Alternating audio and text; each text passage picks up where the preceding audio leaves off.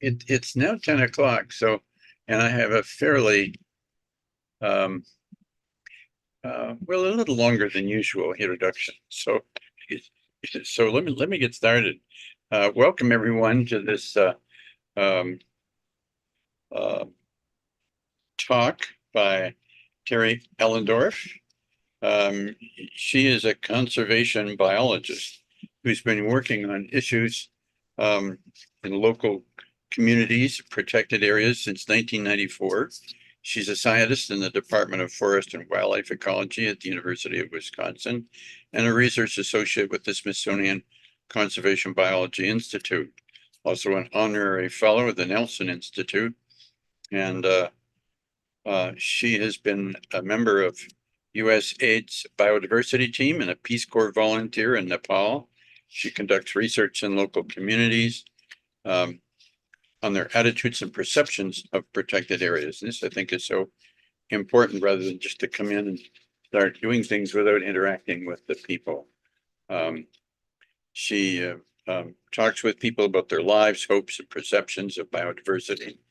And she says those are among the happiest moments of her life. And I can imagine they might well have. I've spent nearly 30 years supporting communities to conserve biodiversity in many countries around the world, including Guatemala, Guyana, Uganda, Tanzania, Mozambique, India, China, Nepal, and Myanmar. So this is quite a collection of countries. We're now 4 years past losing our founder, Robert Horwich. Is that how you pronounce it, Horwich? Yep, that is it. Yep, Horwich. Okay. And his passion and heart continue to beat strongly through our programs. We're supporting communities to conserve biodiversity in Nepal and Myanmar, and we're now expanding to new communities in Malaysia. She said the main reason I came to work with community conservation 10 years ago was that Rob and I shared understanding that communities value biodiversity. They want to conserve it for many reasons: a diversity of species in their forests, a healthy climate, cleaner and more plentiful water resources, and sustainable extraction. And the key point in her discussion is our job is not to convince people of the value of biodiversity. Our job is to support them, to turn their values into conservation action. I really like that thrust. And I welcome you here and thank you for coming very much, Teri. Thank you, Richard, for that lovely introduction. I think you covered so many pieces of what I'm going to talk about today. So hopefully that'll be a little bit of a roadmap. I am going to try and cover quite a bit today. I hope that's okay, since it looked like I had about an hour to present and then an hour for discussion. Yes. Okay. So with that much time, and I am trying to cover a lot, so if it's okay, I'll let people ask questions if there's, especially clarifications while I'm talking, right? Just in case I go over something too fast or it doesn't make sense. So thank you for having me today. It's nice to see so many people here. I'm really looking forward to sharing stuff about community conservation, both with small C's and large C's. So I will start to share my presentation, if that's okay. Yes. Here we go. So I am the executive director. Go to the big screen for me, please, computer. There we go. Of Community Conservation Now for about the past 4 years. And I'm going to talk today, I call it Community Conservation from Wisconsin to the World, because I am talking about a lot of places really far away, but they're so similar to places here, right? In the process of community conservation is so similar no matter where you're sitting and what communities you're working with. And then just to sort of make that real and hopefully every as I continue to talk about all these places that are so far away in different countries, I wanted to give you a touchstone story right here. I'm based in Mazomanie, Wisconsin. Community conservation, I'm going to talk more about everything like that, but community conservation is based in Viroqua. I'm in Mazomanie, outside of Madison. If you've gone to Spring Green, you've gone through Mazomanie. And we had a case last summer, which when it happened in our community, I realized like, wow, this is so similar to most of the stories around the world where I've worked with communities on conservation, right here in my own backyard. So I don't know if any of you know the Mazomanie Bluff. I think most of you are based around Madison, right? You're all in Yeah, Madison. Yeah. So most right. people probably know what I'm talking about. So there's a picture of our bluff there. And last summer, so the bluff has a piece of remnant prairie that a local volunteer group has been conserving for the last couple of decades and restoring and burning, and with the prairie enthusiasts helping them over time as sort of like a consultant. And then last summer, somebody decided, oh, this would be an awesome place to develop and put trails in and get more access, make it handicapped accessible. And the village board was about to take $100,000 from an anonymous donor to do this. And people were like, wait, this is remnant prairie. What are you talking about? It's village land at this point. So it's not actually officially protected. And the village board they knew it was up there, but they didn't really understand the value of the biodiversity, what was there, the meaning that it held for the people who've been working on it, right? It was two different groups of people. And so there was a lot of people turned out at the village meetings when they started hearing about it. And then the DNR stepped in and there was a process to say, no, there's endangered species up on the remnant prairie. You can't go in and you can't put trails in, you can't put decks in. And so they decided they would just develop around the bluff where there wasn't the prairie. And so if you come through Mazomanie now and you're driving, as you enter that first bluff where we have like our star and our flag up on the bluff, that's the bluff I'm talking about. And there's now a parking lot to your left as you drive into Mazo. So you can park there and walk around, and there's different trails around the bluff, but then up on the bluff, they haven't developed it at all. And there's beautiful prairie up there. But this story it's so similar, the community having to come out and sort of say, no, wait, we do want the bluff to stay as it is. We are conserving this area. It's such a common story in terms of people in a community, a certain group trying to control and protect the natural resources and the biodiversity, and then an outside group like the village board comes in and doesn't really understand what the value is and sort of has to become more aware and have to work together. And then having like a federal or a state government agency have to sort of step in and also play a role, right? These are kind of the key players in every community conservation story around the world, right? Local community people, some NGO who's usually supporting them or building their capacity, usually government officials either supporting or not supporting, and then the forest department or DNR or whoever who also plays a really important role. And then just to highlight a very similar story in Assam, India, one of our most well-known and successful projects that we haven't supported in a few years now because it's sustainable and they're doing their thing, is the golden langur conservation project in Assam, India. And if you look this up, there's quite a bit of information online about it and a lot of studies. And this project protects the golden langur, which last fall I had the chance to go see it, even though it was an older project of ours. And you can get right up and close to them, even though they're very shy, just because they're living right next to villages at this point, and the community knows where they are. So what happened here is that they started protecting this forest I'm just going to talk about one. I thought I had the map in here. I don't. There's one small forest that 34 villages started to protect, and it was completely degraded. And our founder, Rob, went and visited in the 1990s, and he said, why would you, okay, yeah, there's golden langur here, but they're living on the ground. There aren't even any trees for them. Like, let's not work here. This is not the best place to work. Let's go work over by the wildlife sanctuary. And the NGO said, no, we really want to work with these communities. They're really committed and dedicated to restoring this forest and protecting the golden langur. And so in 20 years, the forest completely rebounded, and the population of monkeys went from like 100 to 600. So complete success story in terms of, again, this community had no formal tenure, kind of like our prairie. It was government forest. The government is the one who had control over it, but they didn't care. They weren't managing. So the community stepped in and said, we're going to protect it. We live around it. And then after all the success last year, the government decided it is such an awesome place and it's so many monkeys, we need to turn it into a wildlife sanctuary, which would mean the communities would lose all control, all power. They would have no role to play at all. And a lot of people sort of stepped up and said, wait, this, you can't do this. But a lot of people supported it. The researchers and scientists who supported the communities initially to do the hard work now supported the government taking it over because they would get more research money, they said, So in terms of the protection, they thought, well, this is going to be better. We'll get more research money. It'll be better protected. But they totally want to cut out the communities and not let them have a role. And in this case, right now, it's sort of like with Mazomanie, they're hoping public opinion and people will step forward and say, no, this is not the right way to do this. You can't just take it away from the communities. But sort of like, so in Mazomanie, as luckily the DNR stepped in and said there's endangered species, but parallel to that, we had a woman who was meticulously going through all the records of village meetings and saying, look, the board did not follow due process. It cannot do this development because it didn't tell the community, it didn't put it in the notes, it didn't, so they didn't follow due process in terms of how they're supposed to let the community know what's happening. That's one way of trying to stop the development. And right now in this Cacrejana forest, what our local partner NGO is doing is trying to get 4 or 5 people in each of those 34 communities to file what is basically a FOIA request, right, for the US, saying, where was the due process? You're supposed to hold this many community meetings. When were those meetings held? Who attended them? We want proof. And they're hoping that sort of the paperwork will slow it down and keep this from happening because they didn't follow due process. So, so that's a totally sustainable project. It's been around forever, kind of like our bluff, but new threats come up all the time, right? And it takes the NGOs and the communities and different partners sort of working together again in a constellation. And I don't know, I don't think this has been decided yet. Hopefully the government will be embarrassed and that they didn't, they just didn't follow the rules, and they'll step back and let the communities have some sort of control.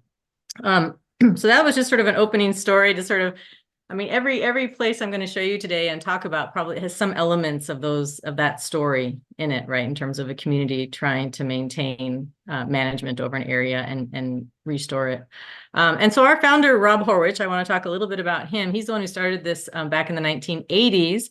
He was a primatologist and an ethologist. He lived in Gaze Mills, and he first went to Belize. He'd been researching monkeys and traveling around the world. And then he went to Belize in the 1980s to look at howler monkeys there, black howler monkeys. And that's when he realized that if he wanted to protect animals, he had to start working with local communities, because the howler monkeys were living on private land. And they were the population was quickly going down.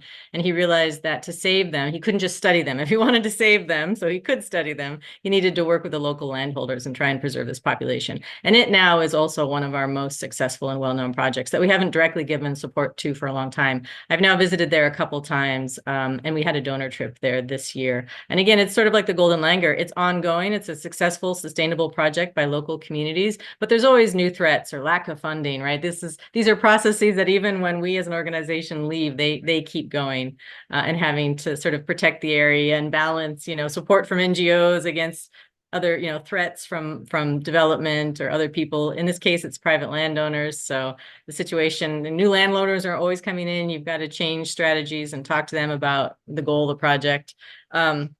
And so Rob worked all over the world, and I'm going to talk more about those projects and where, but he also worked a lot here in Wisconsin. So some of you probably have heard of some of these projects that I've listed here that he either helped to create or was a strong supporter of. So he had a huge presence even in Wisconsin, which is why I say Wisconsin to the world, right? So again, Rob saw that these processes are kind of the same, whether we're talking here in Wisconsin, in the US, or we're talking in these other countries, even though we rarely use the word community conservation in the US or in North America. One other historical thing I want to point out is the Coon Creek Watershed Project over by Viroqua in that area. This was probably, some people say, the first community-based conservation project in the US for soil conservation back in the 1930s. And as Kurt Miney, who's Aldo Leopold's biographer and is based here in Wisconsin, has said, the solution today is the same as it was 90 years ago, locally led conservation, right? So these are lessons we've known for a long time. A little bit about myself, my background, as Richard mentioned, many of these things. I was a Peace Corps volunteer in Nepal, which is definitely given me the trajectory I've been on ever since. I have a PhD in conservation biology from the University of Minnesota. I was a AAAS fellow with USAID and have continued to consult with them and still consult, which is another huge piece of my background and the approach I bring to the work working with local communities. Is those consultancies are very top down, looking at biodiversity projects across an entire country like Nepal or Mozambique, for example. And that's really helpful to sort of get that, from the ground up to the top down sort of understanding of what biodiversity conservation looks like. And then, as Richard mentioned, I've been a board member of community conservation since 2011 and took over as director in 2021.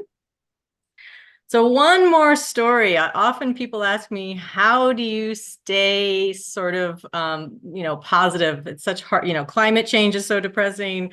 Biodiversity loss is depressing. It can be hard to find the bright spots in the world. And like I said, Nepal really impacted what I've been doing ever since, ever since grad school, ever since I was in Nepal. And that is because Nepal is an amazing success story of what communities can do to protect biodiversity at a national level. It's one of the global models for community conservation. So in the 1970s, the Himalayan degradation theory predicted that all forest in Nepal would be lost by 2000, right? This is 1972, they started making these predictions. Looking at forest loss rates, it would all be gone. And that their rhinos and tigers, for example, I actually have the people's, would be gone by the, would be gone by the 1980s. And now, since then, through community forestry policies and good protected area buffer zone policies, so around protected areas, there's buffer zone policies, which give people benefits from being in the buffer zone and near a national park. Forest cover has doubled from 26% up to 45%. 30% of all the households in Nepal participate in community forestry, and they protect about 30% of Nepal's forests. Another third is in national parks and protected areas, and another third is still government forest, a lot of which should probably get turned over to communities.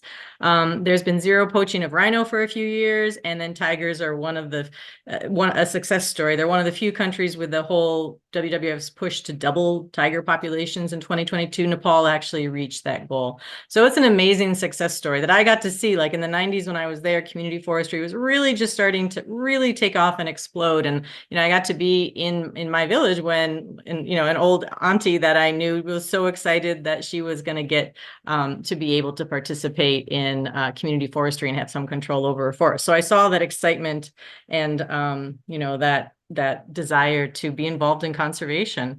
And this is, I just want to highlight too, this is in the context of a huge population, right? When we talk, I love this figure, this is global population density. And, the density of those spikes is the density of the population. So can you see my cursor? You can see my cursor, right? Okay. Yes, I see it clearly. Okay. So this is It's South India. Asia. Sorry? That's India there. Yep, that's India. That's South Asia. You've got Nepal up here, and then this is India sideways and South Asia sideways. And here's the Himalayan area up here in the north again. So in the southern Nepal, this is, northern India, southern Nepal has some of the densest populations in the world, right? And these areas where we're talking about, high up in the Himalaya, you don't have forests or people, way up here. But the area of community forestry is very dense population. So it kind of goes against what we think. But it makes sense in a way because in Nepal, you have a lot of people who care about their forests, depend on them, value them, and they have set up community forestry to protect them. So you've got communities all, everywhere protecting them from outsiders, from development, from other people. And then in a place like Africa. Could I ask you a question before you leave? Sure. Nepal? Yeah. We keep hearing about refuse and garbage left by the climbers going up the Himalayas. You are looking at a global large view, so you don't pick up on that perhaps, but what's the feeling of the locals? Do they like the money coming in by the climbers and the tourism, or are they bothered much by the garbage that's left behind? I think all of the above, right? So, I go to Nepal. I spend a lot of time in Nepal. I still go 2 or 3 times a year. We have an active project there. And I see those same articles about the garbage. And I think, I think it's all of those things, right? Tourism has been hugely important to Nepal. I think people in general see the issues. There's been too much tourism. People don't like that the government allows so many groups to go up. We know that there's too many people going up. It's too dangerous. It shouldn't be, if you want to just, it's not something that so many people should be doing. So it's a very complex issue. What about Bhutan? Have you been there and you draw a contrast with Bhutan? Yeah, I haven't been to Bhutan, but I've published on it. I've worked with people who work there a lot. And Bhutan has gone, so Nepal went with the backpacker tourism, right? And Bhutan went with the very few people, high quality tourism. And I think, and Nepal, Bhutan has also gone with the gross national happiness. And they've really, I would say, sold themselves as this really cool place, right? We're so awesome. We're really worried about people's happiness. And they have done a really amazing job, but it's not all positive, right? The stories of sort of, there's, some, what's the word, hypocrisy. You can't kill an animal inside of Bhutan, but they import all the meat from India. So it's okay if they kill them in India. And there's some of this in Burma too, with like Buddhism, and you can't kill something yourself, but you can certainly eat anything, right? So Bhutan is also complex and very interesting and very opposite from Nepal in a lot of ways, even though culturally they're very similar. Thank you. Yeah, yeah. So I was just going to mention that. So we have, in Asia, it's so densely populated. And then in Africa, I mean, one of the problems in Africa is they have so few people in some areas that it's very easy for poaching networks and organized poaching groups to get in there, right? So just to talk again about more people can mean more conservation in some contexts, right? Because it's a lot easier to protect places if there's people there, because the government can't hire enough staff. They can't have enough guards to protect. Like you look at Africa, every single rhino has how many guards around it in some of those places, right? That's not really a sustainable or long-term solution. So, and then also some more history. There's a lot of history to all this stuff. Is looking at Nepal, I think also it can be hard when you see the success of a national project. It's really important to understand the origins, right? That it wasn't like the president or the king said, let's do this. It started with one person and one community. So this is actually, there's a lot more being talked about in Nepal, sort of about the history. So this is a webinar that was held recently. And this man, TBS Mahat, was a local forester in charge of a district back in the 1970s, and he got posted to a district near Kathmandu. And he went there his job is to protect the forest. This is when the government owned all the forests. They'd alienated all the communities. They had no control. They said, well, screw it. We're just going to cut. We're going to use. We're not going to, if it's not ours anymore, right? If we don't have any ability to control it, if the government's going to control it. And so there's a lot of degradation going on. But here in this area where Mahat was posted, the community said, we don't want to work with you because you guys are corrupt, because like your predecessor let everyone come from Kathmandu and cut this forest down. And your job is to protect it, but you're letting them do it. And Mahat was a very different kind of person in terms of he wanted to listen to them. He wanted to understand how to protect the forest. So he was the first person who said, let's give the community control. If you want to protect it, I will give you the rights to protect it. As the DFO, under the policies, I can give you that right. So you protect it. That was the first example in that district. There's like a couple quite different communities that came forward and said, we want to try this. And from that, then donors, like we've got we have activists from Nepal here, like Narayan Kaji Shrestha, who I know, who began to support this process. And then you had the donors coming in from especially New Zealand and Australia, because they were big forestry donors, saying, hey, let's try and replicate this model. So you went from the 70s of trying it to the 90s when, boom, it just exploded. And now we're talking 30% of the forests, being conserved by communities. But that came from one man listening to communities, right? And that there's a very similar story in Namibia with their wildlife conservation concessions, community concessions. And one man who went in and said, look, the government can't do this. We can't do it alone. We need to get the community, we have to allow the communities to help. And now you've got huge amounts of Namibia also protected by communities. So this is just also another sort of, Nepal is a hopeful example of what we can do at a national level, but then it's also an example of what an individual can do, right? And what one person sort of listening to local communities, the kind of effect they can have. So, okay, now to talk about sort of the outline of my talk. I've done all this history and background, hopefully drawn you in and given you some sort of, a lot of things to think about as I'm talking. I'm going to move on to, what actually is community conservation, and then why is it important? Why is it a solution for biodiversity loss around the world? Why are communities good conservationists? Like, why does it work? And then I'm going to just go around and around the world and show you some of CC's projects in particular, so you can get a feel for the kind of work, what it looks like on the ground. So what is community conservation? So you'll hear this term. I mean, if you look in any conservation organization, WWF, TNC, anyone, they'll say they're working with communities, right? They're doing community conservation. But a key thing to look at is, are they actually talking about communities doing the conservation themselves, being the agents who are doing it, who are managing and protecting? Or are they talking about providing benefits to people, alternative livelihoods or some awareness campaigns, right? So the core feature in terms of the way that my organization and I've always approached community conservation is that you're building, like Richard gave the quote, you're building the capacity of the communities to do it. They want to do it, but they need the policies and the support and the capacity building often to do it, and sort of the political support to do it, right? So communities conserving biodiversity, and this, I don't know how many of you have heard of Elinor Ostrom and her Commons work. She won the first woman to win the Nobel Prize in economics.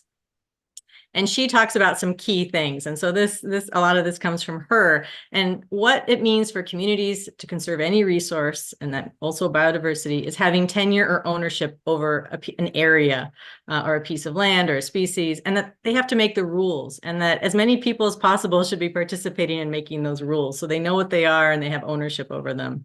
And then they need to be monitoring and enforcing those rules, right? That's what it means for them to be active agents. And if you really look at projects, this happens far less than it should when people start talking about community conservation.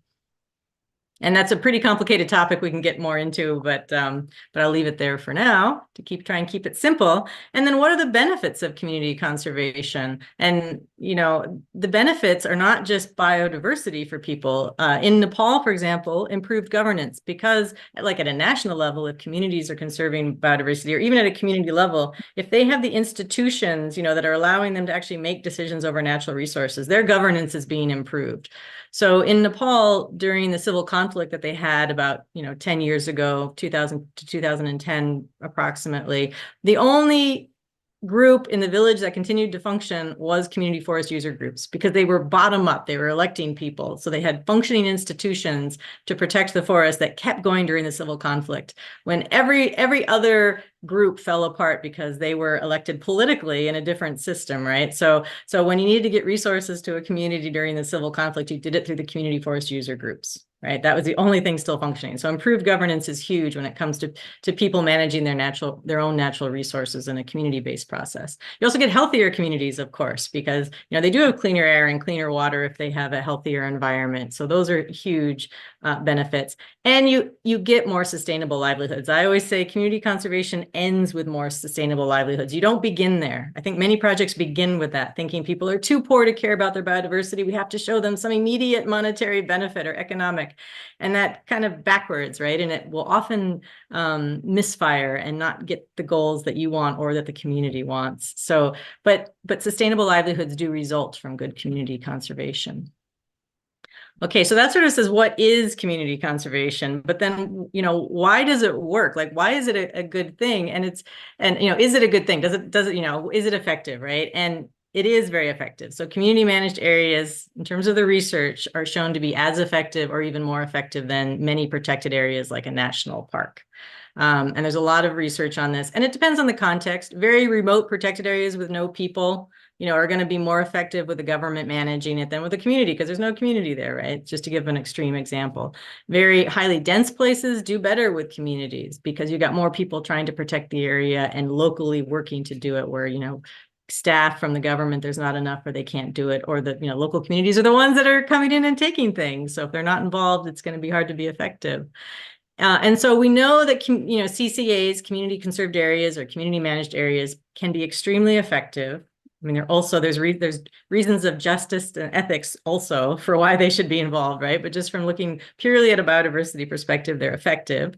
And if we combine them with traditional protected areas, like national parks and wildlife reserves, we could greatly expand our conservation landscape, right? So when we look across a landscape, just having a national park is not going to do it, right? Like in Nepal, you've got amazing national parks with tigers that are doubling their population, but now they've run out of space to go. You've got to start looking at those community forests and corridors between national parks and wildlife reserves. And that's what communities can do. They can be involved in that and helping expand that landscape, which would get us to these global goals like the UN Convention on Biological Diversity has set, targets of protecting 30% of the globe, or the even more extreme global deal for nature, which wants to try and protect 50%. But we're not going to get to there if we don't have communities involved and they're not helping across the landscape.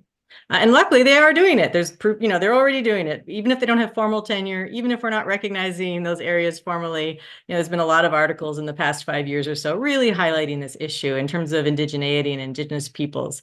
So like, here's an article. They are the biggest conservationists, right? They already protect more than 30% of the earth. And a lot of that is not formal and it's not recognized, but they're already doing it, right? That's just part of their own culture and their own livelihoods and their own ethics.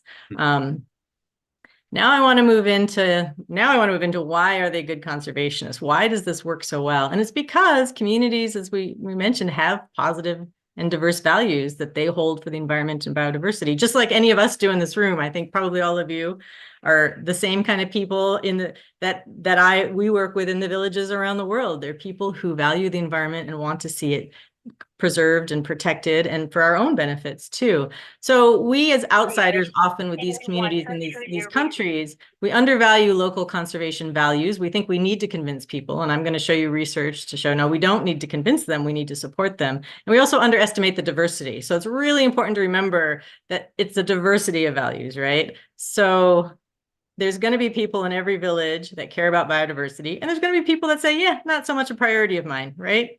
This is my priority. I'm more interested in working in like health sector or in education. I'm a teacher. The forest is not that important to me, right? So it's a diversity of values, even within a community.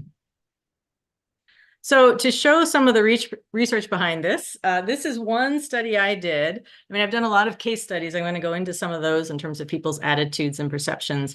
But a couple of years ago, I started a review of all the case studies I could find where a researcher asked local communities around protected areas, do you like or dislike this area? Some sort of attitude question, right? And I looked at the results of all of those questions. So I found 83 studies, and they described local communities' attitudes toward a total of 132 protected areas. And you can see all the dots there.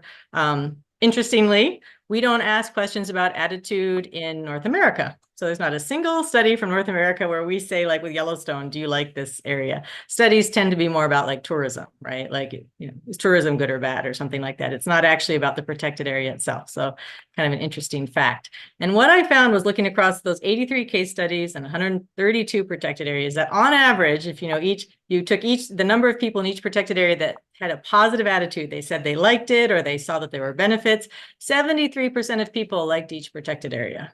Right. So that's pretty huge, right? And I want to highlight the context in terms of, we often think of local communities in developing countries. Like I said, we think of them as poor. They rely on the resources. If you create a national park, they now don't have access. They can only illegally go in. They're fined, they're beaten, they're not allowed in, right? We often, if you read the literature, it's pitched as a very negative relationship. And yes, often people really don't like management of protected areas. They don't like the management, right? They don't like the staff, the warden, the people who are doing that to them. But they like the protected area itself, right? If you say, do you like the protected area? And just to show you how this isn't just some average that captures a lot of negativity. I mean, we're talking the number of cases on this side, and this is the percentage. So more than 50% of people in the vast majority of cases, right, are saying they like the area or the protected areas, right? So you've got 90 or 100 of the protected areas where people are predominantly positive, and there's only a handful of protected areas where less than a majority of people say they like the protected areas, right? So in a case where we should find the most negative attitudes, right? This should be the most negative because there's not community conservation in these areas necessarily. This is just people living around a fines and fences type protected area. They're still really positive about it and the conservation of that area. And then I also reviewed their perceptions of benefits and problems. Not every study asked people, why do you think this? Or what do you think the benefits or problems are? You know, they might have just had an attitude question, but I looked at the 78 cases where they did ask them why and sort of categorized them. And you can see the benefits that people perceive are really diverse. There's a lot of direct benefits. And in 81% of the cases, people are mentioning conservation of biodiversity and regulating services. And I'm going to get more into what that is. But that is basically saying conservation of wildlife, conservation of natural resources, better air, better water, better fertility of our soil, all those kinds of things. In majority of cases, that's where people are seeing the most benefit. Resources extraction, in some cases, they can. Some cases they could probably somewhat legally extract. Most cases they can't, but they're still doing it because that is where a lot of their resources may come from. So you've got, less than half of the cases where that's important. Recreation, aesthetic benefits. In Nepal, I had studies where people were like, the area is beautiful, it's green, we like to have picnics, right? We like to go to the temple or visit our, if they'd been resettled, they might still have cemeteries. In the case of China, we had an area where there was a cemetery inside. And then cultural benefits, right? So if there is like a temple, there's like a cultural reason to conserve the area. And then of course there's indirect benefits, which get more at the management of the protected area, right? So around a lot of these protected areas, if there was a study done, there's probably a lot of development projects or conservation projects going on. So in these studies, there's also indirect benefits like, protected area management, development programs, or, helping to develop the community or give them opportunities is also a benefit, as is employment and an income, right? Because tourism around a lot of these areas. So people can do things, become nature guides or have a hotel. But there's also a lot of, at the same time, there's problems. So the same people, you know, we'll mention benefits and problems, right? We call those ambivalent attitudes, right? Where generally you may like something, it doesn't mean it's totally perfect, right? You can see pros and cons. So some of the problems, of course, the categories are limitations on extraction and use, right? That's often a problem. Wildlife conflicts, and this is increasing actually across the world because we are doing conservation so well. So in Nepal, for example, with its success, and this is true in many places, there's just more and more wildlife conflicts all the time that we're trying to have to figure out how to deal with them. And then land loss and no agricultural expansion is also a problem in some areas. And of course, indirect problems. So again, people not liking protected area management, having issues with them, or you know, negative attitudes about the projects, or private enterprises that might be working in the area that they are associating with the park, right? Because those things are there because of the park. So that sort of shows you the diversity. People overall are predominantly they want the areas protected somehow, but there are these issues, right? And maybe they don't want it, the management could be different to make them happier, but overall they're very, very positive. So that sort of gives you an overview of the whole world and what I could find out. And then I want to get more into like my own research and sort of looking at the patterns of people's attitudes and what predicts them. So in my own research, I looked at what predicts attitude, and what I found was perception of conservation and ecosystem service benefits that I mentioned before are the primary thing that predicts it. It's the best predictor of someone saying they like an area is if they recognize the kinds of benefits that it was created for, right? Conservation of wildlife and natural resources. Oh yeah, here's the list. What are conservation and ecosystem service benefits? So here's a more complete list of some of the things specific things people say verbatim. Conservation of forest and wildlife. It protects our natural heritage and our resources. It provides a clean environment. In Nepal, if some of those communities didn't have a protected area, they would have no forest around them, right? Like 20 years ago, there would have been no forest. Now with community forestry, they've created their own forests.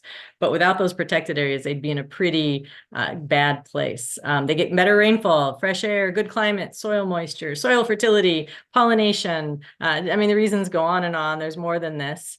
And then what predicts people seeing those kinds of benefits? Who are those people? Well, it's people who know about conservation, or in this case about protected area, and why they were created. They have information, they understand the context of the protected area and that it has these benefits.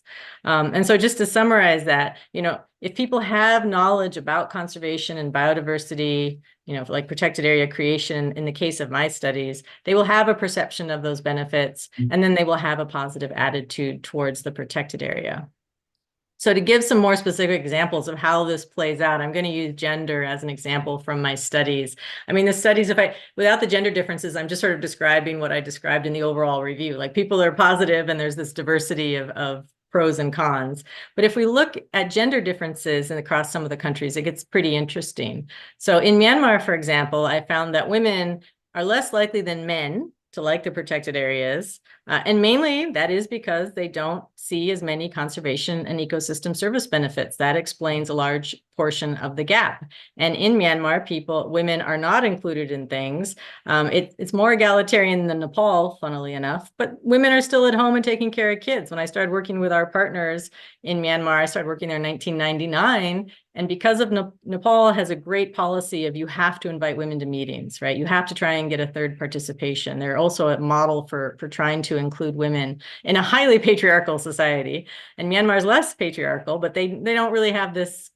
They're not really doing this yet too much. They're not recognizing the importance of gender. So our partners, when I started this 20 years ago with them, they're like, we can't invite women. They're busy. They're not used to coming to meetings. I'm like, well, then we provide childcare. We tell them it's okay if they bring the kids. We have it at a time when they can come. We can't make them come, but let's invite them. We have to make clear we want them there. And so, and in that way, then we would be giving women the information and knowledge that they need to understand the protected areas better and why they exist. And so this is another study we did in Chatin Wildlife Sanctuary. So one of the areas that we work in Myanmar, we did this attitude study in 1999, and then we repeated it in 2003. And this is one of the few studies that sort of captures attitude change in one particular protected area after management changes were made. So we worked with a warden who's still our main partner and colleague in Myanmar. So he took the results of the 1999 attitude survey and he said, okay, I'm going to make management changes based on what they told me the problems and benefits were. And like one of the problems was this line through the middle of Cha Tin here is a road. And he was not allowing them to use that road to get to these villages. We're not allowed to go through here to get to the main market. So they had to go all the way around if they wanted to sell or buy anything. So he said, okay, let's have a conversation. If I can trust you to go through and not set fires and not steal timber, I will let you go through, right? So he started having discussions and talking to them about their attitudes, which he'd never done before. He reached out to them and tried to build trust. He also allowed them to extract non-timber forest products like mushrooms. He's like, fine, mushrooms are fine. That's not going to impact the protected area. And there was a couple other things he did. And he also did just a lot of awareness and trying to explain to people, why is the park here? Trying to build a relationship with them. And what we saw in just 3 years is that the attitudes were about 44% across men and women, both increased by about 10 percentage points, right? So the attitudes improved just in that short time frame. But what's interesting is they improved for different reasons, right? Through different pathways. So for women, they were the ones who were less likely to like the area because they didn't see overall in terms of Myanmar, because they didn't see the conservation ecosystem service benefits. So in Cha Tin, their 10 points increase in positive attitudes was because they had an increase in their positive perceptions, the conservation ecosystem service benefits. They now understood better why the park was there, what kind of benefits it had. They recognized the relationship between their livelihoods and the park, while men's decreased through a decrease in their negative perceptions, right? So they had fewer conflicts with management now because of these discussions and being able to take the road and stuff. So again, sort of diversity within a community even, right? The pathways through which you work with the community and try to improve attitudes or, try and diversify their perceptions of the protected area will vary depending on their dependencies on that area, their knowledge about the area. And this is just, looking at the case of men and women. In Nepal, interestingly, so Nepal has a long history of conservation, as I've been saying, and men and women are pretty aware of how important the national parks are to their economy, to the king. They used to have a king, they used to be a monarchy, and he would talk about wildlife all the time. So in Nepal, women were equally likely to like protected areas as men. And this is uncommon across countries, right? Usually men are more positive. And I think it's because at a national level, there's so much talk about the importance of protected areas of the wildlife. Religiously, tiger, in their own religion, a lot of these animals are sacred, the tiger, the elephant, the monkeys, right? So the Hindus in Nepal and Nepalis in general are really appreciative of their environment. So we found that women were equally as likely to like the protected areas as men, but they were not as likely to see those conservation ecosystem service benefits. They still were not as aware of those types of benefits. So we predict that, well, if you really included women to the extent that men are, Nepal's better than most countries, but it's still not perfect. You would have so much support from women. They would be twice as likely to like the protected area, right? We should actually see their perceptions being much more positive than men's. But again, they didn't know as much about the protected area, right? There's not as many women going to meetings, and when was it created? Why was it created? They don't know that stuff as well. And to give a more specific example of attitudes towards tiger in Chitwan National Park that I did with a colleague, Neil Carter, he did a survey where he was asking people about their attitudes towards tigers. And he asked them, does it please you just to know that tigers exist in the nearby forests? Do you enjoy having tigers in your area? Would you be happy if they didn't exist? And overall, you can see that both men and women are positive on these positive attitude questions, but women are not as positive. So would you be happy if no tigers existed? A lot more women said, yes, I'd be happy if no tigers existed. And they are the ones going to the forest and often having the most interactions with tiger, getting hurt or killed by tiger. So that makes sense.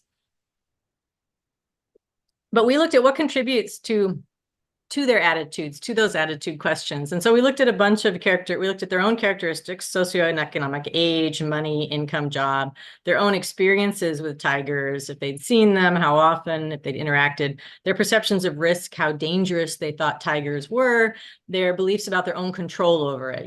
Did they have control? Could they go to the forest when it wasn't a dangerous time? Could they go with a group of people so they weren't in as much danger? And then just their beliefs about tigers, what they thought about tigers and sort of their perceptions. And what we found, okay, so wait, let me go back here real quick. And this shows the percentage explained of people's attitudes based on those different categories. So, so the lowest one was their control and perceptions of risk. They didn't explain much of the difference in attitudes. But look, the beliefs about tiger explained 67% of their difference in men and women's attitudes towards tiger. So most of it was based on what they thought about tiger, their knowledge about tiger. And these are the questions in the survey that Neil asked. Are tigers a nuisance? Is there not enough room for tiger to live in the park? Are there tourism benefits? Do they keep forests healthy? Are they a part of your culture? And do they have a right to live? And if we look here at the percentage explained of the difference, now we have keeping forests healthy explains 31% of people's attitude, men and women's attitude differences, right? So a huge piece of women not being as positive towards tigers is that they don't understand the role that a tiger can play in the ecosystem health, right? The role that different species play. And men have had a lot more access to that kind of information, and they're more likely to see it. Probably they have more education, they're going to more meetings. And so again, this gets back to the conservation ecosystem service benefits and people having access to information. And this is just sort of repeating that. Why do women lack information in general? They have less access, to meetings. They're not expected to participate in some cases. In Malaysia, this is women camera trapping in Malaysia. This camera trapping came out because I went on a trip in 2020 with a colleague when we started our project there, and she wanted to include women. And she's like, but I don't know how. They're so busy. I'm afraid to ask them to take time. And I'm like, well, all we can do is ask. So we asked them, do you want to learn to camera trap? They're like, yes, of course we do. You should have asked us 2 years ago when you trained the men. And so we've got to give them the opportunities, right? There's cultural constraints, there's all these things that are all true in the US too, but we need to give women equal access. And the other important thing is this isn't necessarily, it's not just gender, obviously. If I did the same, probably we'd find the same thing for marginalized groups, right? In different places, different groups of people are marginalized. In Nepal, it's like lower caste, the people who rely on fishing or more closely on the forest. They're more poor, more marginalized. We'd probably see the same pattern. They're not invited to meetings. They're not participating. They just don't know as much. And again, just to highlight, like I just said, this is kind of the same in the US.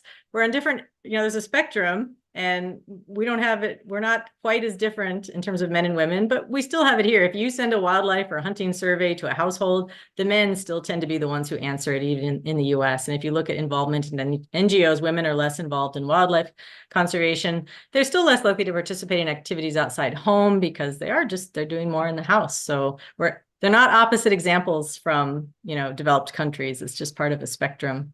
And I also want to highlight, before I move into the next part of the talk, that attitudes are just one piece of the puzzle, right? So that's what my own research and fascination has been most consistently throughout my career, because I think if we don't appreciate that that's there, then we don't do our process of community conservation very effectively. Like we can skip the convincing, right? We just need to move into other aspects.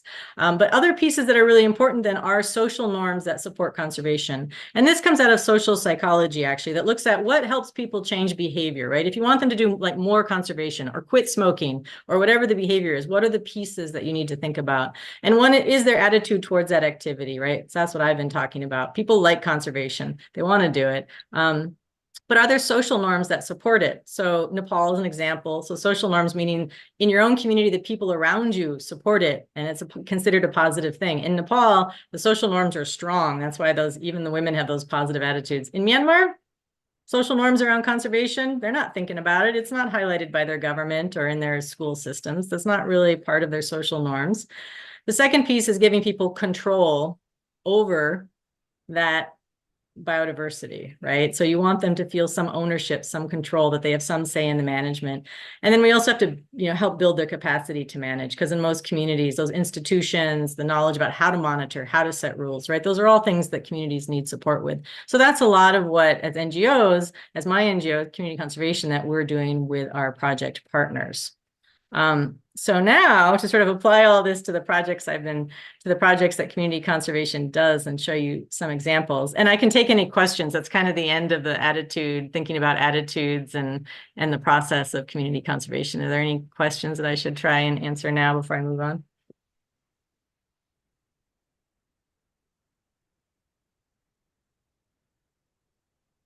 Okay. And I will move on. So we've had since the 1980s more than 27 projects in 15 countries, and we're over that now in the 30 years we've been around. And I'm going to go through and describe some of the projects that are current partners and projects. I'm going to start with Peru. And most places we have a primary local partner who's the one on the ground working with the communities. And in this case, it's the Neotropical Primate Conservation Group. Rob started working, our founder started working with them doing some workshops back in 2009 and 2011. And this group they create what are called conservation concessions. In Peru, the policy the government has that is most beneficial to communities getting tenure and control over a piece of land is creating conservation concessions, which are locally run protected areas. So NPC has created 11. They've got 4 new ones in the works. 4 new ones in the works, and they have if they had more staff and more money, they could be doing more of these processes. So basically, in this case, the NGO has to support the community because the government requires certain surveys. You have to have a biodiversity survey, a socioeconomic survey, a financial management plan before you can get an area registered. So NPC helps do those, tries to, involves the community in doing those, and then helps them submit it to the government and get it approved. And then because you can't, in Peru, in these areas, you cannot extract. The communities cannot make any money from these areas through extraction. They can have tourism, but how many areas are there tourists in, right? So many of these areas can't get money from tourism. So they also require long-term support from the NGO to sort of finance it, to help finance having guards who protect it, or to redo the surveys in 5 years when you have to show that you're successfully protecting the area. But through this process, NPC has protected almost 500,000 acres of forest and 16 primate species. And so they're having good success. One of the new sites I got to visit was this place called Yontalo, which is going to be a private landholder concession, because there's 16 landowners around this mountain, and they want to protect the mountain because outsiders are coming in. And they do have endangered species there. They have the critically endangered San Martin monkey that they do a lot of research also on the different primate species as they're developing these plans. So this is a family in that forest with a baby. And they have a lot of other wildlife, of course, right? You protect one species, you're protecting a bunch. So here's the Andean saddleback tamarin. We also were lucky enough to see a porcupine in a tree while we were there.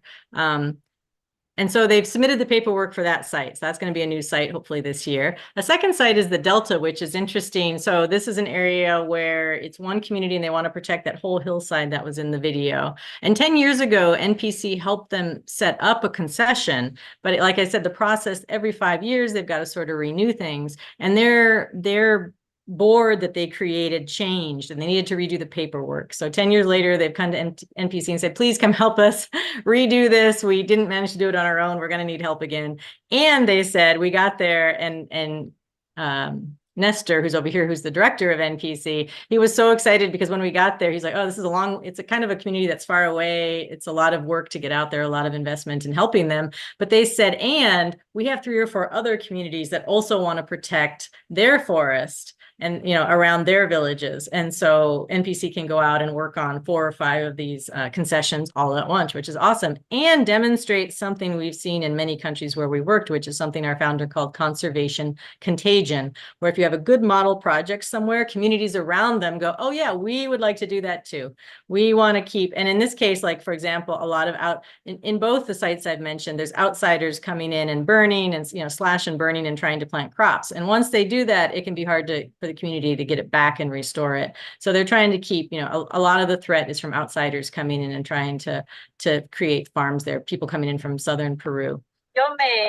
Let me pause this for a second. So this is a video we made about a third site, which is also getting created by NPC right now. And this is an example of, and they have 2 concessions, actually, this community. They have an older one, which is successful and is quite far away. It's like a day's walk. We didn't get to go to it. So again, not the human population density in South America is very different from Asia. To me, having a community have a concession, in an area that's a day's walk away, you would never see that in Nepal. So they've protected that. And this woman talking, Juana, it's just for you to see how an individual in a community has to drive a lot of this process. And she's the person who really helped to drive a lot of the work, in this area. Yo me enteré de la noticia de las áreas de conservación y me gusta bastante la naturaleza. Me emocioné y a mi esposo le dije, no, creo que sí o sí lo vamos a hacer realidad. Y sí, me voy a conversar con el profesor y le digo, profesor, ¿cómo va la gestión? Y me dice, no hay personal, hija, me dice, pero sigue en pie la idea, sí, me dice, no te preocupes, yo pongo el personal y sé que lo vamos a lograr y tú pon los ánimos. Y principiamos a invitar a la gente, como yo tengo ahí mi cocinería, llegaban a comer, yo les hablaba del medio ambiente y agua y todo. Hicimos una comisión y nos fuimos, de mujeres nos fuimos yo con mi hermana y con la emoción que teníamos de llegar a la zona. Era poco lo que habíamos sacrificado nuestra caminata, lluvias, pero fue maravilloso llegar arriba. Y yo me siento orgullosa de cuidar esa montaña porque es lo poco que queda de acá de Zaposoa. Ir arriba, encontrar con la naturaleza realmente original, te emociona más. Y como también nosotros en grupo hemos unido las fuerzas y estamos ahí pendientes, no solamente para el bienestar de nosotros, el sacrificio es único, pero es para el futuro del mañana y de muchos mañanas. So that's the kind of what you hear anywhere you go in a community. There's people like Juana, and also an additional story she told us how when they got to the area after walking that long and they didn't even know the area was there. She's like, we saw trees that we've never seen trees that big. We had no idea there were trees that big.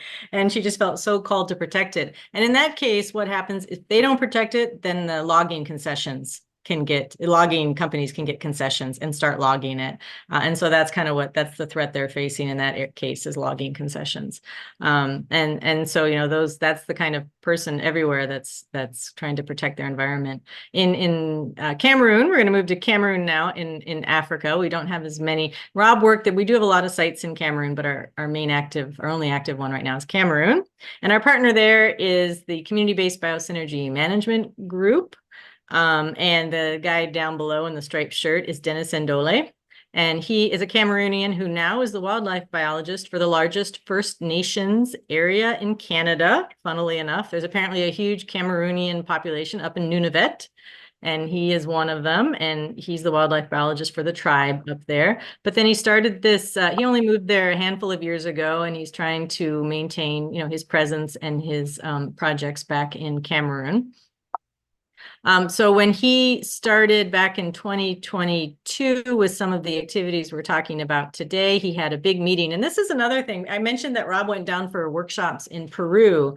One of the ways to sort of get excitement and getting people information that you're there and you want to work with them so that they're coming to you and asking for help is having sort of bigger meetings, right? And inviting people and saying, hey, we're here. We want to help you. If you want to do conservation, we want to help you do it. So Peru, they're still getting phone calls 10 years later, 15 years later from some of those people and sort of that network of saying, yeah, so we want help. And in Cameroon, Dennis did a similar thing where he invited at the national level, because Cameroon's a much smaller country than Peru, the key NGOs and some community leaders and to talk about making community forestry work for biodiversity. You can see it up here. In the case of Cameroon, community forestry was started so that people could get monetary benefits. It was mainly thought of as a way for communities to get benefits down in the southeastern area of Cameroon, where there's really high value timber.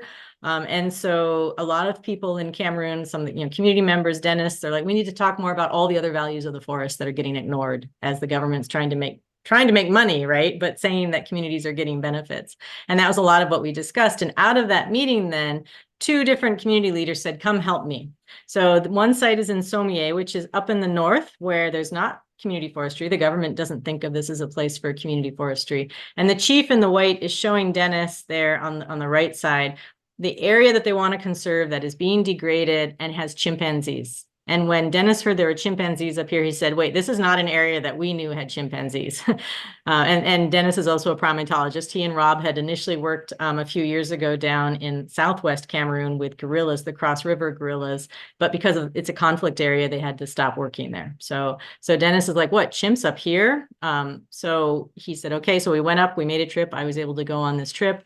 We took a look at it. They've since been able to camera trap and found the chimps. They're still trying to figure out how many they are and if they're connected to a bigger corridor or if they're an isolated population.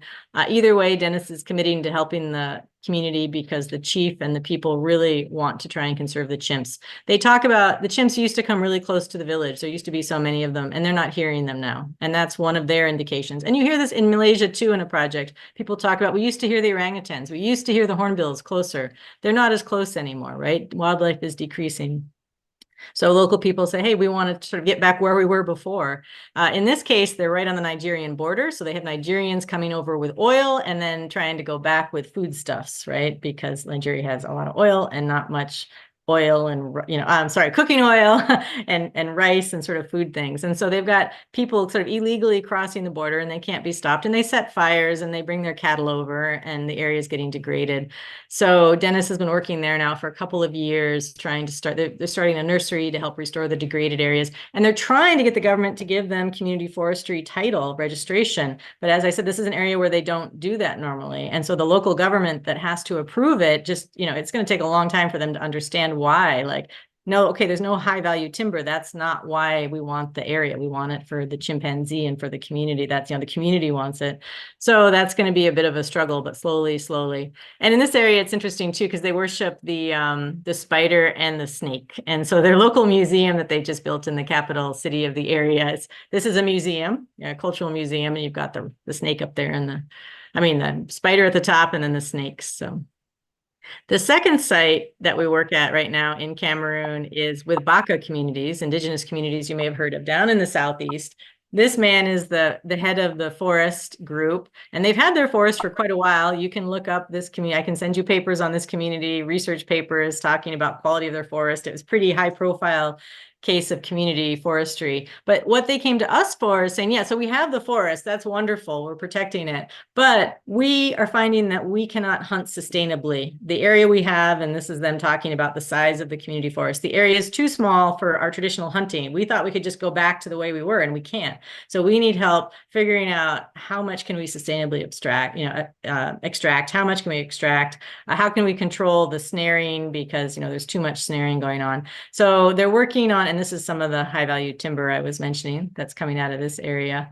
And so they're working on coming up with, in the area, they've got about 10, 15 villages now that have had 2 people step forward to volunteer to be part of a wildlife monitoring network. So as a place to begin is to say, well, let's start monitoring the wildlife and using an app that uses pictures that they've created themselves to track how much wildlife they have, when they see them, where they see them, to do regular patrolling.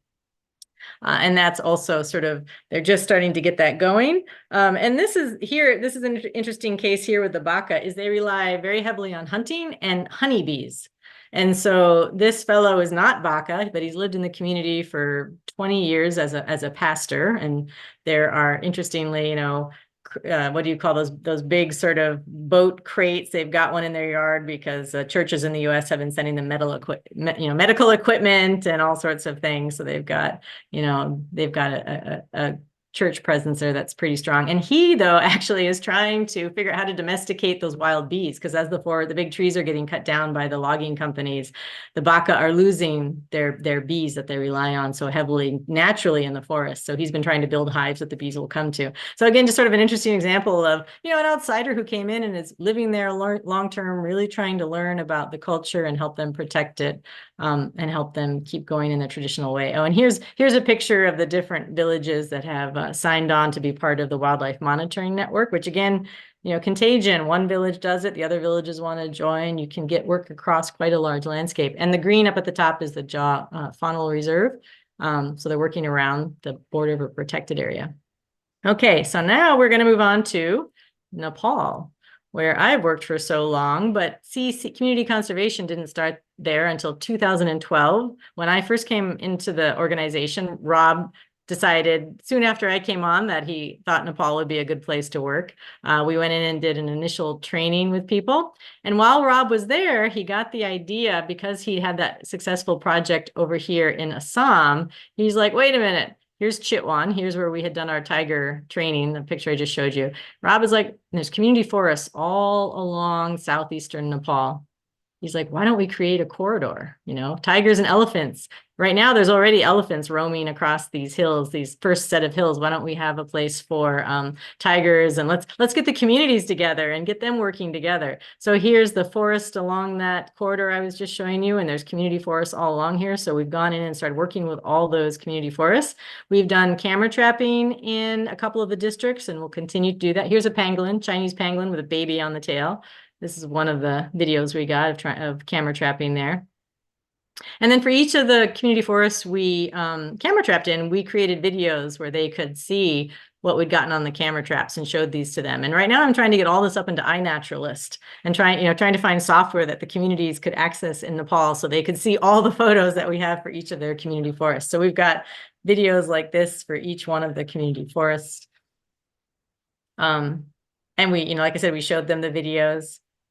And sure, they know what's in their forest, but they haven't, if it's a nighttime species, they haven't seen it. The younger people haven't seen it because they're not going into the forest as much as the older generation did. So, and so there we're trying to build that corridor through camera trapping. And we also recently created community-based anti-poaching units, because while having conversations with the communities, they said poaching of deer, which is something no one ever talks about in Nepal. We're always talking about how to conserve poaching of tiger, poaching of rhino, but poaching of deer means a tiger can't live there, right? If there's no prey. And we hear that's a huge problem in southeastern Nepal.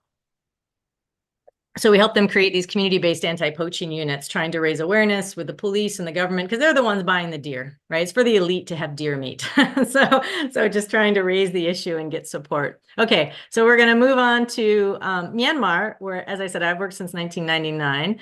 Community conservation stepped in about 5 years ago to start working with them. And the Myanmar project approach is quite different. It's not community to community, sort of them coming to us necessarily. What it is our partner there, Friends of Wildlife, works in most of the protected areas. They've helped do like the protected area management plans for the government or for different NGOs that have given them contracts. So they go in and then they do the attitude survey that we did back in 1999. This is the same group of people. They do that attitude survey and they come out knowing which villages, which leaders in the villages around each protected area are interested in conservation. And so what they've done is they said, let's invite people from all the different protected areas we worked in. Every year, let's invite a different group up to, and they have a training center up in Indaji Lake, which is a biosphere reserve. And so they've invited people up there for we've had a couple of year pause because of the civil conflict going on there. So we don't know when we're going to be able to pick it up again. But they've been training large numbers of people every year across a lot of protected areas in how to do community conservation, how to create an institution to do it. Because in Myanmar, like I said, they have very little capacity. The government is not thinking about communities. And so we've supported small projects in different protected areas to try and get that conservation contagion going, right? Showing examples of communities doing things. And then more recently, because of the civil conflict, they've been working with Naga communities. They had some indigenous Naga people live up in the Northwest. They're also over in India. So you may have heard of them in the Indian Northeast context a lot. And a couple of them had come to one of the trainings that we'd had up at Indaji. And they said, hey, come up and give us our own training. We have so many people in our own communities that want to learn this. So things have died down in terms of the conflict enough in that area that Friends of Wildlife has been able to go up there and start working with the Naga to preserve two really important protected areas and to talk about conservation in general, sort of build that awareness. So that's an exciting place to be working. Okay, the final example, and then we can move into questions and things, is Malaysia in Borneo, Sarawak, the island of Borneo. And this is around a protected area where a master's student, Olivia, started working 5 years ago and invited me to come a couple of years ago. So this is a road in Borneo. This is how you get from one place to another. So here we're going up to the two longhouses that she was working with on this project where they were camera trapping in and around the protected area, and they hired local people. So they trained men to come help them, and they'd pay them a daily wage, and they'd sort of rotate who got to help doing it. And it's orangutan are there. There's a ton of interesting species that are there. And then Olivia realized, I would like to keep this project going now that my master's is finished. I want to work with the community, and that's why she invited me. So when I went, we showed the community the results of her camera trapping for her master's around the area, and started talking to them about, like, let's change this from me giving you a daily wage to do something for my research to what you're interested in. What conservation issues do you see? And she knew they had them because they would tell stories. I mean, they of like logging companies illegally coming in, and the community would literally stand on the road to stop the logging trucks from coming in and say, you can't be here, right? So they were, they sort of found some poachers and got the government to arrest them. So the community was actively trying to help conserve their area. And indigenous rights are recognized in Malaysia, but there isn't like a policy of like community forestry or something that actually gives them management and control over the area. So it's kind of a struggle there. You can recognize indigenous rights and natural areas, right? Areas of use. But what does that really mean? The policy in Malaysia doesn't really give them any control. So we're sort of working slowly to transform their own ideas about conservation, that they can do it themselves. What are they interested in? Here's another shot of us. I mentioned the story about asking the women if they wanted to learn to camera trap, and they said yes. And so here we are, a couple of years ago doing that. And the other interesting thing with women is the kids come along, right? If the women come out and do a training, the kids come along, and they all had their phones, they're taking photos. And in this case, these kids go to boarding schools in the city. So the ones who were in the village probably went back and shared the photos or posted them on social media, we're assuming. So that's kind of an interesting thing too. Here are the women actually learning how to do the camera trapping. And so since this time, they've been able to go back, the team has been able to go back, and I'll go back in May with them and start talking about, what would you like? So we knew the women were interested in hornbills because, like I said, the hornbills are farther away. They want to plant fruit trees that they like and hornbills like around, like in these old rubber tree plantations. That's what they would like to do. The men want to help bring the orangutan closer. The young people want to work on tourism because they see potential for like fishing. Some people come up there and fish from the outside world. And so they had those kinds of ideas. And we were continuing to work with them. And it's really hard because they don't really get the idea of them of having agency, because it's not really something that's happening in Malaysia right now. And so that's going to be kind of a slow process of that conversation. But it's exciting. And so that sort of is an overview of many, many different things. So, and I want to highlight, so I sort of just went through each project that we're doing right now, most of them, but currently we are directly supporting those communities, but we're also creating a partner network. So here's once a month, we have a virtual meeting. Rob our founder sort of worked on one project or 2 or 3 at a time, and, worked on them, got money, and then would leave and go work somewhere else and, stay in contact. But we've never really brought the partners together. So the last 2 and 3 years, I've been bringing the partners together through these virtual meetings. It'd be awesome to meet more in person than we do as a group, but that takes a lot of funding and travel. So we are trying to create a partner network, and they ask each other questions like, well, I had this problem with conflict in the community. How did you guys handle that? This is, so they're sharing a lot of experiences and lessons. And we're also offering online courses and workshops to help build capacity amongst professionals, right? Not because community is one by one, right, on the ground. And we're trying to have some higher level impacts. So offering courses to young professionals and students on how you work with communities. Even if you're a biodiversity person, you're an ecologist, how do you work with communities? How can you incorporate them into your work?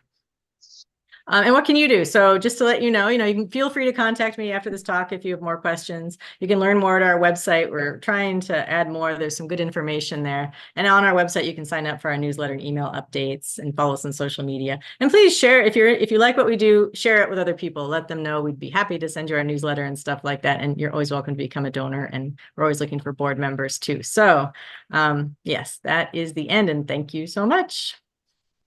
That's great. I really appreciate you. You don't slow down very much. You just zip right along. Sorry, too fast, too much. But no. yeah. Well, no. I think it's partly the excitement that you have for what you're doing. I know. I hate to leave anything out. So let's have some questions. I have a few, but I'll hold mine back. I want to see. Should I stop sharing, or if anyone has anything about a particular slide, ask me now. Yeah. Otherwise, I'll stop sharing so we can see each other. Well, Lee has a question. What are your thoughts about the effects of ongoing geoengineering operations, like use of aluminum nanoparticles to partially block the sun on biodiversity. Yeah, I don't know anything about it, to tell you the truth. Okay. Not an issue we've had at sites that I'm aware of. I would ask a supplementary question to that. As we understand it, there's a lot of coal being burned in Indonesia in particular, but other places that you're going to, because it's the cheapest way of making electricity for operating all the things that you have to do. And the more you go in and look into these biodiversity problems, the more actively you have to charge batteries, use various lights for things and electricity. Do you notice any degradation over the 20 plus years you've been going there in air quality? Yes. And at a continental scale, right? So, in place specific sites, like Malaysia, the government's been giving them solar because they're remote communities. So our particular remote communities, we may not see direct, impacts of that kind of use but the overall air quality everywhere in South Asia is terrible. In fact, the last year, I almost feel claustrophobic. Just from, you will never see the sun in Nepal. You will go days and it's just a haze, right? Delhi, right? India, it's the same. I think Kathmandu often is like the worst city right now. Like, it used to be Beijing, then it was Delhi, and Kathmandu's right up there now. And what you have is, though, that the coal and the fires, even from, Malaysia and Indonesia, pushing up, and the fires in the Punjab in India, right? And whatever air pollution there is, it sort of pushes up against the Himalaya too. And so Nepal gets it particularly bad. There are people dying in the winters in the past 5 or 10 years in Nepal because of the air pollution, because it's cold. The sun doesn't penetrate and they're too cold all day long. Well, they're dying not only of the cold, but they're dying of pulmonary disease, because what you see is visually depressing, but what you don't see are the very tiny, tiny particles that come from coal plants.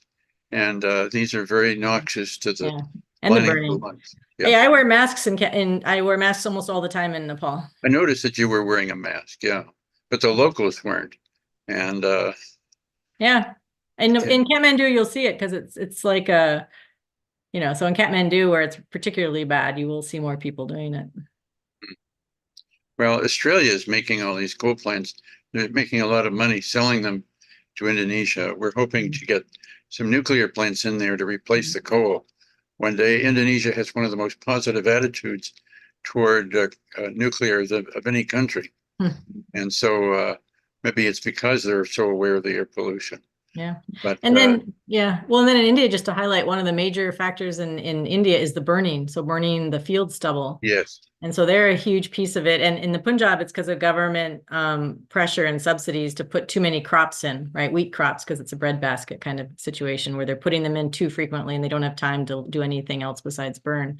But yeah, having people do more sustainable farming, right? So not burning this, even in Nepal, December through February, you're just everywhere around you. If you're in an ag area, they're just burning. You're just breathing that all day long. Yes. It's a tragedy. And hope we can get around that problem. That's really quite I think what really enhances your talk. You possibly put up your email address again, please, so that we can get in contact with you? Yes, and I'm not sure, did I put it up on that slide? I can just give it, can I give it to you? Or I can type it in the chat, or I can just tell you. Director at communityconservation.org. And maybe Richard can share it too with the group, like in an email or something. Yeah, so just director at communityconservation.org. Thank you. Yeah, you're welcome. Good. Yeah, I don't think geoengineering is the way to go in general, let alone Indonesia. You can block the sun all you want, but you're not affecting the acidification with the CO2 from the coal, and therefore you're acidifying the oceans and kidding yourself that it's not quite so hot. But to just block the visual light when it's already being blocked by the particles. In fact, it's one of the side effects of cleaning up the coal plants is the air gets cleaner and you end up getting a little more heat. Yeah. directly from the sun. So, but at least people are not dying from pulmonary disease. It's a silent killer. People are not very aware of it. Yeah, and I But- would guess in Nepal, like when we talked about them dying from, I mean, I think they are starting to track it, but yeah, the data is probably not so reliable yet in a place like Nepal, right? It takes a while too, yeah. Yeah. Okay, and that was Lee's comment. Any other questions? People want to put their hands up, come on and open up their cameras and put their hands up. I can see you better that way. Don't see any hands at the moment. There's Dorothy. Yes, Dottie. Go ahead. You need to unmute yourself. Forgot to unmute. You did talk about community conservation in the North American continent. Do you have any active projects for your organization that you'd like to tell us about in areas, not necessarily in Madison? We normally don't think of having someone like your group come in to help local people who already have an interest, to organize them the same way that you are doing with some of these communities in Africa and South America. So are there any similar types of outreach to communities, that may just have a little small nucleus of people involved in a major project? So right now, like I said, our founder lived in Gays Mills, and he was sort of wandering all around this South Central landscape, working, from Sauk over to, La Crosse, working on the Kickapoo, working on all these projects and really doing that. And since he passed away in 2017, he didn't actually have any like active projects. He was always just like someone at the meetings. He was participating and cheerleading and giving good ideas from all these other places. So even then we didn't have, necessarily projects that were ours per se. And I'm in touch with a lot of those Viroqua groups. And it's sort of like he created those groups. They're doing it, right? Like VSN, the Valley Stewardship Network, is doing water quality with communities, right? So I feel like we have so many here. And what's our niche now? What would be like he did it because he lived there. He was single. He could go to every meeting that was being put on. I'm not in a position to do that. So I have been looking for spaces. We're still too small right now to really expand too much, but I'm looking for spaces with those groups where we can bring these lessons, I think, right? Like it'd be fun to have a meeting of the different groups here that Rob worked with and talk about these patterns, right? Like I talked about the Meso example and just sort of saying, yeah, what are the patterns we're seeing across our North American projects and then all these developing countries that are similar, and how's our work? What lessons can we share, right? So I would like to have more of that, but I don't think our role here, especially in Southern Wisconsin, is to specifically support groups, because there's probably already always another NGO, sort of like we always partner with an NGO in the local country, right? There's usually people there doing it that you can support better than you can do it directly yourself. So yeah, looking for spaces that it makes sense.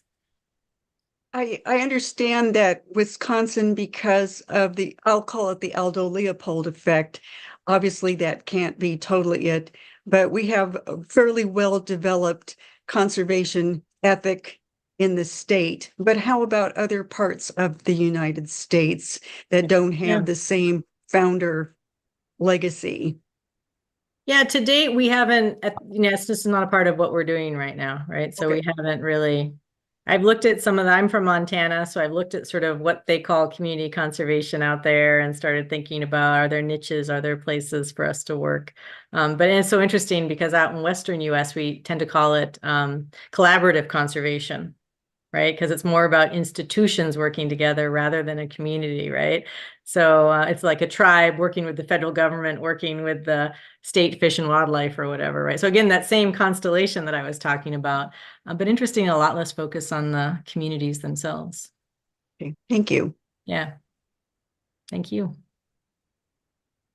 Yeah, we had a speaker, Kurt Miney, last week. Oh yeah, Kurt. So I quoted. Yeah, and he was giving us some of the work that's been going on with the Baraboo, in the Baraboo area with the Sauk Prairie Conservation. There's a good story about Rob in that. So Rob's role in that was apparently he went to every meeting and he loved videotaping. So our founder videotaped every meeting that they had. And Kurt was telling me recently, like last year, they finished archiving all those videos. Oh. And so now there's like in the Wisconsin historical records, there's archive videos of the entire process of that happening. So yeah, another example. Yeah. Kurt is also a great supporter of the CC and has been very helpful over the years to us. Good. Good. You probably also heard that there's active monitoring of bald eagles along the Wisconsin River, and they've done very well with the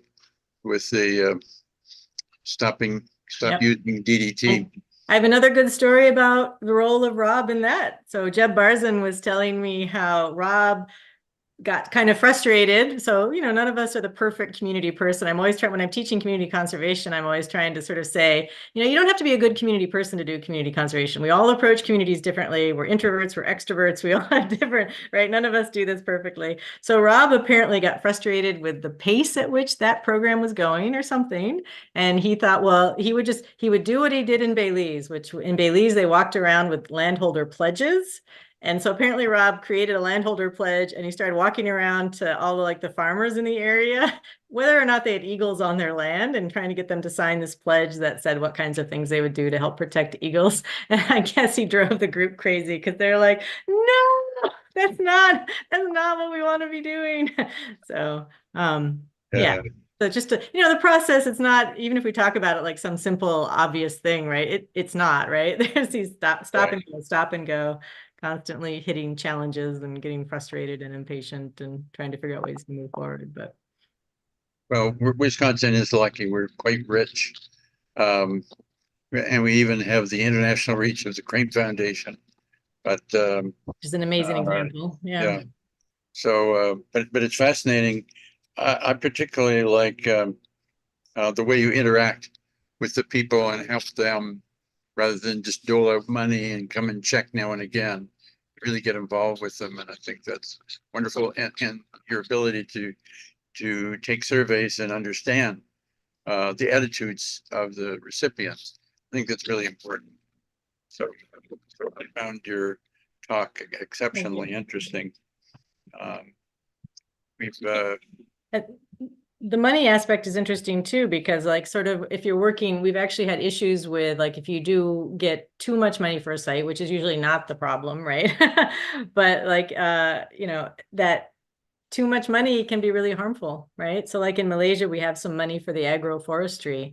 That's not, you know, and the rewilding can be done through just pushing it through. Let's build a nursery. Let's get people, pay them to plant. We'll just get it done. And there's some money to do that, and some scientists from the Smithsonian who want to take more of that approach. Why wait? There's not time. Crisis. And then, you know, us on the community side are like, we got to slow down. They've got to be in charge of it. They need to figure out how the money gets dispersed, who it goes to. If they want to pay people, that's fine, but that's a process they have to figure out, not us, right? Not us doing it. So yeah, really, really taking the time to slow down. And I think that's maybe a hard thing for some people, is it can be a slow process with communities, right? You can't rush it either. I think so. It takes a good 40 years to grow a tree, and so planting little trees is good for long range plans, but are given the rapidity of climate change, we could think of our forests as something we care for, the existing forest, not to start cutting them down for some raw material. And yeah, and the nurseries and the planting is something I and my partners talk about a lot, because you know, when you look at the research on plantations and planting and survival, yeah, like kind of like what you're saying, Richard, it doesn't necessarily make sense to be spending the money there, especially in the places where we work. The forest will regenerate. If it is degraded, it will regenerate faster almost than it would with that planting. And what species are you planting? Who's doing it? How much labor was lost? What's your survival? It's, you know, we've seen all these issues with it. But, you know, some of the partners are like, but this is the in to the community. This is how we get their trust. This is how or this is what gets them excited or whatever. And I'm like, well, have you really tried just talking the bigger picture a little bit? And then, you know, you can always go in with a promise of something to get people excited, but have you really done the initial steps to figure out what they want and how they want it? Right. It's not easy. That's great. Yeah. Well, yeah, Dorothy? We, Uh, go ahead. yes, Ruth. I was thinking that it must be actually very difficult when you have a zeal, something that you've trained for and you've become very educated about, not to be sort of a messiah-like person going off to these communities and to really listen, to allow the bottom-up approach instead of going in and, trying to organize everybody to do it the way that you think best. I think that attracting people who have that ability to listen, to learn from the others that you're around, I think that it would actually be a little bit difficult. Yeah. And one piece I mentioned, like with the partners, an important piece with our partners is we're seeing, there's a lot of young staff in our partners that we're working with who are really they're pretty amazing people, right? And we have the chance to cultivate them from a fairly younger part, a young stage of their career, right? To figure out how to work with communities. So like in Nepal, we have a couple of guys, Jivan and Bidan and some of their other staff, and they're just totally wide open to learning and trying and figuring it out, right? And so it's kind of nice to see that generation, because an older generation of conservationists, I think even Rob, I mean, when you said Messiah, that's kind of funny because the picture of Rob with that white beard, yeah. he was a Messiah sometimes because he's an older male from the West, developed country coming in and saying, let's do this. So I think some of the enthusiasm he saw was because of the expert coming in and saying, let's do it. And I think he stuck with programs long enough that fell away, right? That's not why people ultimately did the program, but he was a guru, right? Like in India, he was the guru.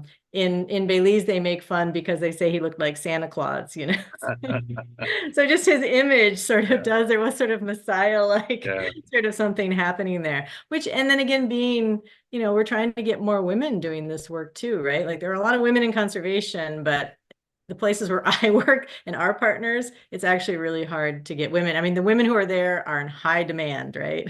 Some of the young women in Nepal, for example, we've been trying really hard to get some, and they're just getting snapped up by other, mainly educational things, right? They go off to the US or wherever and get higher degrees. So really nurturing that generation is enjoyable, but still too many men. Well, I don't see any other questions, and I think everybody nonetheless has really enjoyed today's talk. It was you covered a wide range and very well. So I thank you, Teri, for coming today, and I'm hoping that I can see lots of applause. Yeah, thank you. And you're much appreciated. And in a way, we made up for I think we had some poor weather when you were, or exceptionally good weather, maybe, and distractions the last time you spoke to us at large. And so I'm glad that we had a chance to meet our group, and I think we all really appreciated you. So. Well, I definitely appreciate the opportunity. And like I said, feel free to get in touch with me or look at our website and enjoy the eclipse today, hopefully. Yes. That's the distraction Look today. forward to that. Indeed. Yeah. Take care, everyone. Thank you, everyone. Thank you, Teri. Bye-bye. Bye-bye. Hello, UW Health.